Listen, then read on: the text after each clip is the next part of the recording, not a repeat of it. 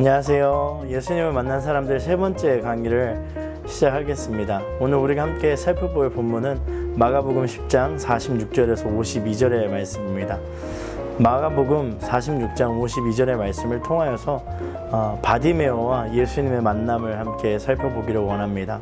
바디메오는 어떤 상황에서 예수님께 부르짖었는지, 그리고 예수님은 어떠한 상황에 놓여 있는 바디메오를 어떻게 치유하시고 또 구원하시는지를 함께 살펴보면서 동일한 은혜가 우리 삶 가운데 함께 있기를 소망해 보는 시간이 되기를 축복합니다. 먼저 46절 말씀입니다. 46절 말씀을 제가 읽어드리겠습니다. 그들은 여리고로 갔습니다. 예수와 제자들이 많은 사람들과 함께 그 성을 떠나려는데 디메오의 아들 바디메오라는 눈먼 사람이 길가에 앉아 구걸하고 있다가 라고 이 말씀이 시작합니다.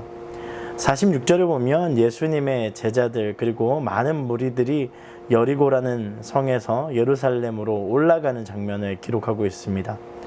여리고는 예루살렘에서 약 24km 정도 밖에 떨어져 있지 않습니다. 매우 가까운 거리에 있는 성읍이었어요. 여리고라고 하면 우리는 구약 시대에 이 여리고 성에 대한 이미지가 있기 때문에 부정적으로 생각하는 경향이 있습니다. 하지만 이 예수님 당시에 여리고는 유명한 휴양지였어요.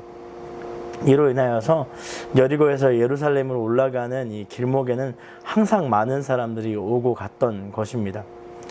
이 거지 맹인 바디메오는 그 길목에서 사람들에게 구걸하며 하루하루를 살아갔던 그런 사람이었습니다. 예수님은 마가복음 9장을 끝으로 3차에 걸친 갈릴리 사역을 마치셨고요. 그리고 이제 십자가를 지시기 위해 마지막으로 예루살렘으로 방문하기 위한 결심을 하게 됩니다.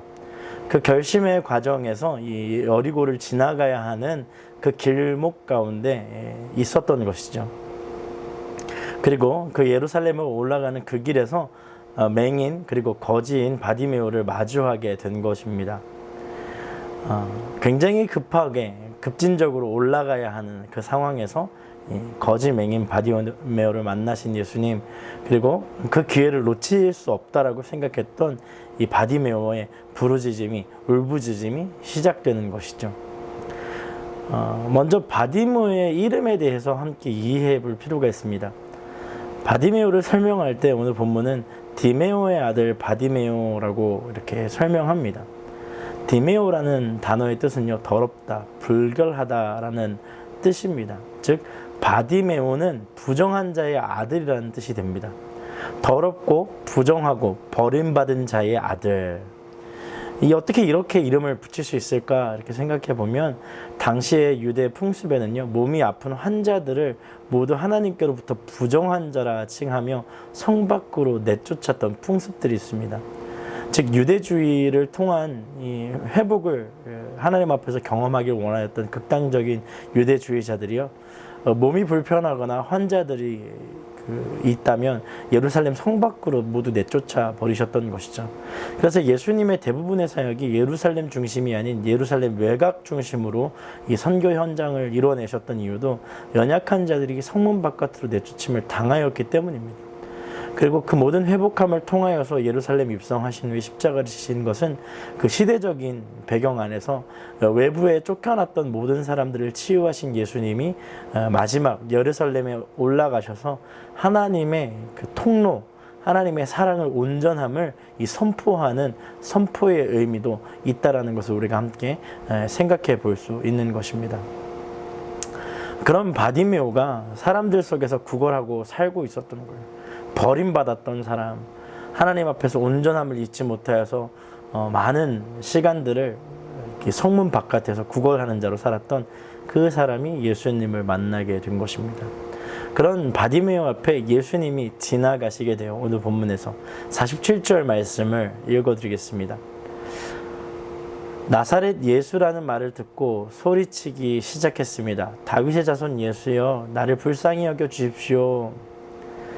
바디메오는 자신의 삶을 바꿀 수 있는 유일한 분이 예수님 한 분밖에 없음을 알고 있었던 것 같습니다. 그는 그동안 구걸을 하면서 하루하루를 살아가며 그 안에 이런 갈망들이 있었겠죠. 제대로 한번 살아보고 싶다. 정말 제대로 한번 살아보고 싶다.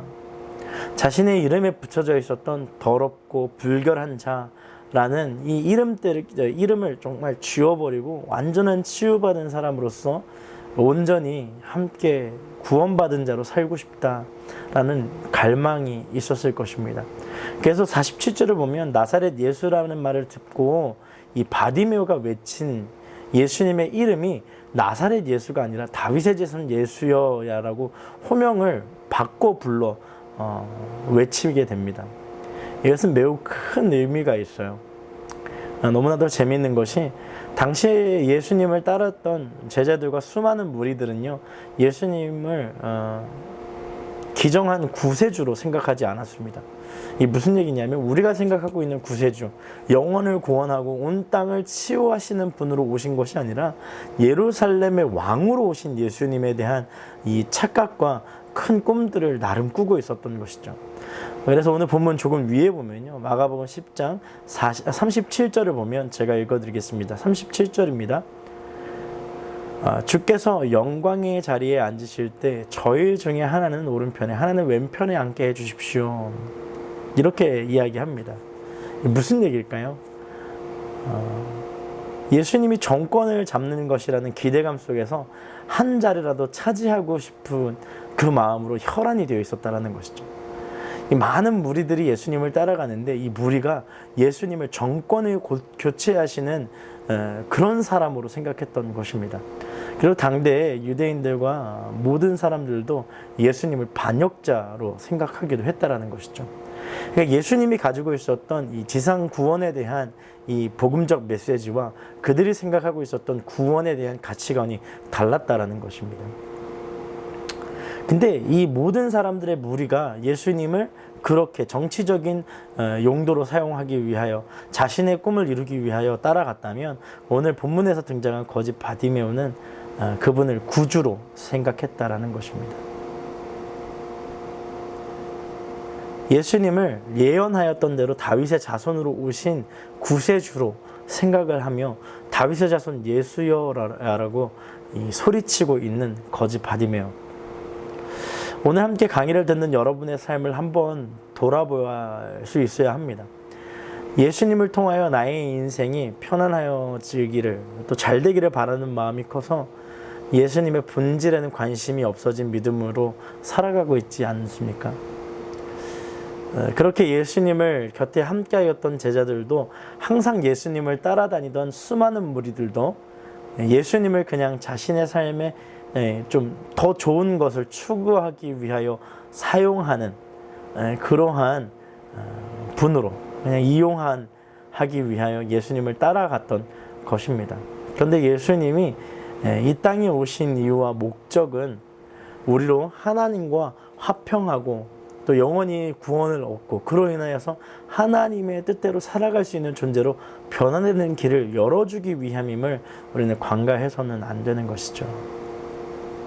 거짓 바디메오는 수많은 무리들처럼 예수님을 따라갈 수는 없었어요. 제가 최근에 그 제자인가 팬인가 제자인가라는 책을 다시 읽은 적이 있습니다. 여러분, 결단이 분명 중요하죠. 예수님을 따라가는 결단이 분명 중요한데 그 따라가고자 하는 의도가 무엇이냐는 더 중요한 것입니다. 비록 이 거짓 바디메오는 따라갈 수는 없었어요. 따라가고 싶었지만 그 따라갈 수 없는 자신의 몸과 환경을 너무 잘 알고 있었습니다. 그래서 그 어려운 환경에서 정말로 주님을 따라가지 못하는 환경에서 예수님이 어떠한 분이신지를 명확하게 이해하는 믿음의 고백으로 다윗의 자손 예수여를 온 힘 다하여 외치기 시작합니다. 이 반전을 만들어내는 외침이죠. 따라가야지 해결될 것 같은데 따라갈 수 없을 때 소리쳐 외치는 그 부르짖음에 울부짖음에 예수님이 그 발을 멈춰 세우고 응답하는 내용이 오늘 담겨 있기 때문입니다. 48절 제가 읽어드리겠습니다. 많은 사람들이 그를 꾸짖으며 조용히 하라고 했습니다. 그러나 그는 더욱 더 큰 소리를 질렀습니다. 다윗의 자손이여 나를 불쌍히 여겨 주십시오. 여러분, 예수님의 제자들은 바디메오의 외침에 그를 꾸짖기 시작합니다. 왜 그를 꾸짖었을까요? 우리가 좀 생각해 볼 수 있는 것은 예루살렘으로 향하여 가는 예수님의 행보를 지체시켜서는 안 된다라는 지극히 개인적인 생각에서 아마 시작되었을 것입니다. 위에 언급하였듯이 예수님을 따르는 무리들의 관심은요, 예수님이 예루살렘의 입성과 함께 그들이 얻게 될 권력에 집중되어 있었다는 것이에요. 그들이 생각했던 메시아는 왕으로 오신 로마의 압제에서 그들을 실질적으로 구원해 줄 왕을 기다렸던 것입니다. 그래서 그들은 왕위를 다시 바꾸기 위해 예수님을 따라 예루살렘을 향하였고, 그들의 발걸음이 지체되는 것이 어떠한 이유에서도 용납될 수 없었던 거예요. 그 거지 바디메오가 끊임없이 예수님을 부르짖고 예수님의 발걸음이 멈추기 시작하면 예수님이 그 치유 사역을 하면서 또 시간이 지체될 것이고 많은 사람들이 몰리게 될 것이고, 그로 인하여서 또 시간들이 지체되면 예루살렘의 입성이 늦어지게 되니까 그것들을 막기 위한 꾸짖음이 아니었을까. 그리고 두 번째로 생각해 볼 수 있는 것은 그들이 이미 왕을 모시는 보좌관 정도로 스스로를 생각했을 수도 있겠죠. 그래서 목이 뻣뻣해져서 그들을 징계하고 함부로 대하지 못하게끔 막 이렇게 꾸짖기 시작하는 거였어요. 거만한 것이죠. 그 거만함이 이 거지 바디메오를 꾸짖게 하는 것입니다. 예수님을 찾는 자들 앞에서 예수를 보좌하는 사람들이라고 스스로 생각하고 예수님을 위협해서 멀리 떨어뜨리게 하려는 그 나름대로의 노력들이 이런 현상들을 만들어냈다고 볼 수 있는 것이죠. 여러분, 우리의 삶에 이와 같을 때가 있습니다. 성공이라는 큰 업적을 이루기 위해서 예수님을 이용하려고 하는 욕망과 탐욕에 사로잡히는 믿음을 가질 때가 있죠. 그런 믿음은 주님이 주신 믿음이 아닌 내가 고집하는 성공의 탐욕임을 기억해야 합니다. 예수님을 통하여서 예수님의 이름으로 내가 무엇인가를 이뤄내겠다라고 했을 때 그 안에 나의 탐욕이 강한지, 혹은 주님이 주시는 믿음의 마음들이 온전히 새겨져 있는지를 한번 돌아볼 수 있어야 하는 것입니다. 본문으로 돌아와서 예수님의 이름을 부르짖는 바디메오를 꾸짖지만 바디메오는 더 힘을 내어서 더 큰 소리를 외칩니다. 다윗의 자손이여, 나를 불쌍히 여겨주십시오. 이렇게 외치는 거예요. 바디메오는 자신이 할 수 있는 가장 간절하고 절박함을 담아서 큰 소리로 부르짖은 것입니다. 그가 부르짖는 이유가 있습니다. 돈이 문제가 아니었어요. 먹고 사는 게 문제가 아니었습니다. 그가 부르짖는 이유는 예수님의 도움이 절대적으로 필요하다라는 것을 스스로 느꼈기 때문입니다. 즉, 예수님이 아니면 해결되지 않는 문제들을 자신이 가지고 있다는 걸 알았기 때문에, 그래서 그는 스스로 이렇게 이야기하는 거예요. 나를 불쌍히 여겨달라고. 주님 아니면 안 되는 나를 불쌍히 여겨달라고. 여러분, 우리는 우리 스스로가 얼마나 불쌍한 존재인지 인지하는 것으로부터 주님과의 만남이 시작됨을 알아야 해요. 우리는 주님이 아니면 안 되는 존재입니다. 그래서 주님 앞에 무릎을 꿇고 자신의 죄를 고백했던 베드로처럼, 혹은 예수님의 도움을 기다렸던 베네스다 연못가의 38년 된 병자와 같이, 그리고 오늘 본문에 등장한 거지 맹인 바디메오와 같이 주님 앞에 부르짖을 수 있어야 하는 거예요. 나의 상황을 있는 그대로 호소할 수 있어야 합니다. 주님은 우리의 상황을 알기를 원하세요. 그리고 그 호소하는 기도의 소리에 응답하시는 분이 바로 주님이십니다. 예수님은 그 부르짖음에 가시던 발걸음을 멈추고 바디메오를 불러오게 하십니다. 49절 말씀입니다. 예수께서 발걸음을 멈추고 말씀하셨습니다. 저 사람을 불러오너라. 그러자 그들이 그 사람에게 말했습니다. 안심하라 하고 일어나라. 예수께서 너를 부르신다. 수많은 조롱과 핀잔 속에서 그의 부르짖음은 더 커졌고, 마침내 예수님은 가시던 발을 멈추고 그를 돌아보셨어요. 예수님의 부르심은 모든 사람들의 언어를 멈추게 하심이 있습니다. 할렐루야. 그렇게 꾸짖던 모든 사람의 언어가 예수님의 부르심에 모두 입을 닫게 되는 것이죠. 바디메오를 조롱하며 조용히 하라고 했던 모든 사람들의 언어가 다 사라지게 됩니다. 사랑하는 여러분, 혹시 수많은 사람들의 여러 가지 말들로 마음이 어려워지고 힘들어져 믿음을 어떻게 가져가야 할까 고민하는 분들이 있다면 그 가운데 여러분을 사랑하여 부르시는 예수님의 음성에만 집중할 수 있기를 축복합니다.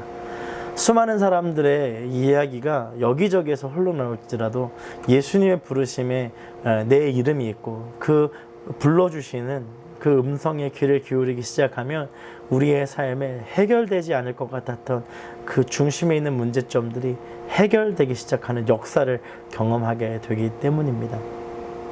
수많은 사람들의 이야기 속에서 예수님의 부르심 앞에 나아가 드디어 이 바디메오가 예수님을 만나게 됩니다. 그가 예수님을 만나는 그 현장은 어떠한 모습이었을까요? 50절이요. 제가 읽어드리겠습니다. 그는 겉옷을 던져버리고 벌떡 일어나 예수께로 갔습니다. 예수님의 부르심 앞에서 바디메오는 자신의 겉옷을 던져버리고 예수님께 나아갔다라고 성경은 이야기합니다. 이 오늘 본문에서 이야기하고 있는 겉옷은 어떤 옷일까요? 두루마기처럼 이렇게 잘 짜여진 두꺼운 천의 옷입니다. 이스라엘 사람들은요, 특히 목동이나 장사치를 하였던 유목생활을 했던 습관들이 있기 때문에 이 겉옷이 그들에게 매우 중요한 필수품이었어요. 겉옷은 팔레스틴 지역의 급변하는 날씨 속에서 체온을 유지하는 유일한 장치였으며 자신이 가지고 있는 전부였다라고 볼 수 있습니다. 이 거지 바디메오에게는 자신이 가지고 있었던 전부였어요. 이 겉옷이 때로는 텐트의 역할을 하기도 하고, 때로는 이불의 역할을 하기도 하고, 외투의 역할을 하기도 하고, 그 다음에 이 돗자리와 같은 역할을 하게 되어서 이 필요에 따라 활용도가 매우 높은 옷이었습니다. 그리고 이 거지로 살았던 바디메오에게는 아마 전 재산이었을 것이라고 추측해 볼 수도 있는 것이죠. 왜냐하면 하루하루를 먹고 사는데, 길거리에서 잠을 자는데 그 겉옷이 없이는 생명을 유지하기가 어려웠기 때문입니다. 또한 옛사람에 대한 모든 것, 옛사람을 상징했던 누더기 같은 겉옷을 내려놓고 주님 앞으로 나아가 주님이 허락하시는 새 삶을 향하여 나아가겠다라고 결단하는 믿음으로도 우리가 생각해 볼 수 있습니다. 우리는 주님의 부르심 앞에 어떤 모습으로 나아가고 있는지 돌아봐야 합니다.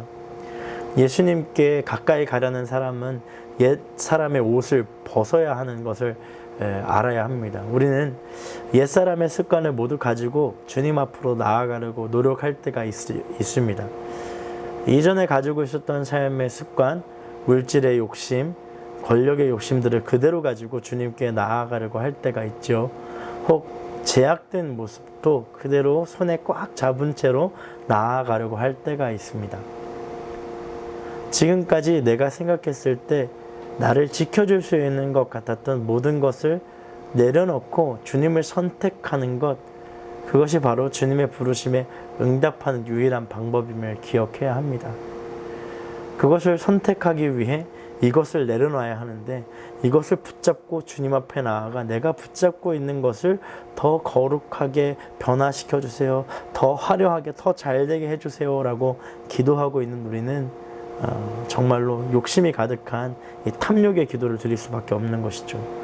이전 것을 다 포기하고도 주님을 선택할 수 있어야 하고, 이전 것을 포기하는 것이 바로 주님을 만나는 과정에서 필수적이라는 것을 우리가 깨달을 수 있는 축복이 있기를 소망합니다. 51절입니다. 51절 말씀입니다. 예수께서 그에게 물으셨습니다. 내가 무엇을 내게 해주기를 원하느냐? 앞을 못 보는 사람이 대답했습니다. 선생님, 제가 보기를 원합니다. 예수님은 바디메오가 그에게 다가오신 것을 보시고 물어보세요. 내가 무엇을 내게 해주기를 원하느냐? 즉 바디메오가 그렇게 예수님을 불러 그 발을 세우게 한 까닭이 무엇인지를 예수님이 바디메오에게 물어보시는 거예요. 너 뭐 때문에 그렇게 나를 불렀니? 뭐 때문에 나를 다윗의 자손 예수여라고 외치면서 나를 불쌍히 여겨달라고 불렀니? 이렇게 물어보시는 거예요. 여러분, 우리가 기도할 때, 그리고 우리가 주님을 갈망할 때 주님은 우리에게 반드시 반문하십니다. 사랑하는 아들아, 사랑하는 딸아, 내가 무엇을 해주기를 원하느냐? 거짓 맹인인 바디메오가 대답합니다. 제가 보기를 원합니다. 아멘. 사랑하는 여러분, 거짓 맹인 바디메오가 예수님께 바랬던 것은요, 돈이 아니었어요. 근데 우리가 조금 생각해 볼 수 있는 것은 그가 거지로 구걸하면서 살았습니다. 당시에 많은 사람들이 구걸하면서 살았겠지만 바디메오는 눈도 보이지 않는 이 제대로 된 삶을 살 수 있는 기초가 없는 상황에서 이 구걸을 하기 시작한 거예요. 단순히 예수님을 유명한 사람으로 생각했다면 이 돈을 요구했을 것입니다. 예수님 주변에 많은 사람들이 있으니까 이렇게 얘기했겠죠. 예수님 주변의 사람들에게 명령하셔서 나를 불쌍히 여겨달라고 이야기하신 후에 저를 위해서 1,000원씩만 걷어주시면 감사하겠습니다 라고 요청했겠죠. 그럼 충분히 먹고 살 수 있는 기반이 되었을 것입니다. 장정만 5,000명씩 따라다녔던 예수님의 무리에게 이 1,000원씩을 요구했다면 충분히 먹고 살 수 있는 기반이 되었을 거예요. 오늘날의 수많은 그리스도인이 기도를 위와 같이 할 때가 있죠. 문제의 핵심을 알지 못하는 거예요. 주님을 향하여 부르짖고 갈망하면서 주님이 무엇을 해주기를 원하느냐라는 질문 앞에 우리는 헛된 것을 구할 때가 있습니다. 잘 살 수 있도록 사업의 아이템이 대박나게 해주세요. 투자가 잘 될 수 있게 지혜를 주세요. 우리 자녀들이 잘 될 수 있게 길을 열어주세요. 대학 합격할 수 있게 해주세요. 취업 되게 해주세요. 여러분, 우리의 기도의 열정과 갈망의 방향이 잘못되어 있지는 않은지 확인해 볼 필요가 있습니다. 이 거짓 바디메오는 자신의 삶에 무엇이 문제인지를 정확하게 알고 있었어요. 그것은 다름은 아닌 보기를 원했다라고 하는 것이죠. 이 세상 누구도 치유할 수 없고 그 문제를 해결해 줄 수 있는 분이 오직 예수님 한 분밖에 없다는 것을 너무나도 잘 알고 있었다는 거예요. 문제의 핵심을 알고 기도하는 것은 매우 중요합니다. 거짓 바디메오는 자신이 거지가 된 것을 그리 큰 문제가 아니었어요. 이 거지로 사는 것은 그에게 큰 문제가 아니었어요. 그가 보지 못함으로 경험하게 되는, 즉 하나님께로부터 버림받아 저주받은 자, 부정한 자란 이름이 붙여진 그 딱지를 떼내기 위한 유일한 방법은 예수 그리스도에게 치유받는 것밖에 없었던 거예요. 부정한 자가 아니었던 거예요. 하나님의 창조의 질서 가운데 만들어진 하나님의 사람이라는 이 소망이 바디메오 가운데 있었던 거예요. 그러니까 사람들은 그를 부정한 자의 아들이라고 부르지만 예수님은 너는 내 아들이라고 불러주시는 거예요. 그러니까 그 품으로 달려가 완전한 치유를 받기를 원했던 것이죠. 이 세상 그 누구도 치유할 수 없는 가장 깊이 있는 그 상처를 주님께 내보이며 주님의 치유하심을 바랐던 것입니다. 주님은 우리의 근본적인 문제를 해결해 주실 수 있는 유일한 분이심을 믿을 수 있는 저와 여러분이 되기를 소망합니다. 마지막 52절의 말씀입니다. 제가 읽어드리겠습니다. 52절입니다. 예수께서 말씀하셨습니다. 가고라, 내 믿음이 너를 구원했다. 그러자 그 즉시 그는 보게 됐고 예수를 따라 길을 나섰습니다. 여러분, 놀랍지 않습니까? 그가 눈을 뜨기를 소원했습니다. 보기를 원했는데 예수님이 그에게 무엇을 명령하시냐면 가라라고 얘기하시는 거예요. 이제 가라. 내 믿음이 너를 구원했다. 몸의 치유와 회복을 원했던 이 바디메오에게 구원을 허락하시는 예수님의 선포가 등장합니다. 그리고 이 거지 바디메오가 누구를 따르기 시작합니까? 예수님을 따르기 시작합니다. 이 예수님을 따르는 거지 바디메오의 그 믿음은 처음에 말씀드렸던 그 수많은 정치적인 이유들로 따라갔던 무리와는 또 다른 차원의 믿음을 가지고 따라가게 되겠지요. 우리는 3주 통하여서 예수님이 어떻게 신약 성경에서 사람들을 만나시고 치유하시고 관계를 맺어가셨는지를 함께 살펴볼 수 있었습니다. 저와 여러분은 오늘도 주님과 함께 호흡하며 살아가는 존재로 부름을 받았습니다. 믿음의 동역자로, 예수님과 함께 동행하는 사람으로 부름을 받은 것을 기억할 수 있어야 합니다. 우리의 믿음은 주님을 향하여 하고 주님을 향한 우리의 믿음은 하나님의 나라에 대한 선포여야 합니다. 개인의 삶의 유익을 위해 기도할 수 있습니다. 하지만 먼저 그의 나라와 그의 의를 구하라. 이 모든 것을 너에게 더하시리라 말씀하신 그 예수님의 기도에 대한 이 정의를 우리가 다시 한 번 더 마음속에 새겨볼 수 있기를 소망합니다.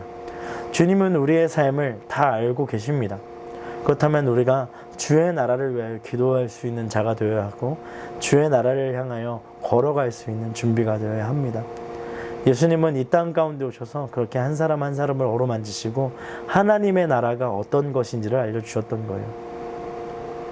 베드로에게 하나님의 나라가 어떤 것인지 알려주기 위해 그로 하여금 나를 따라오라고 말씀하셨고, 사마리아 여인에게 하나님의 예배하는 자리가 어느 곳인지를 알려주시기 위해 굳이 들어가지 않아야 되는 사마리아 수가성에서 그 여인을 만나게 되신 것입니다.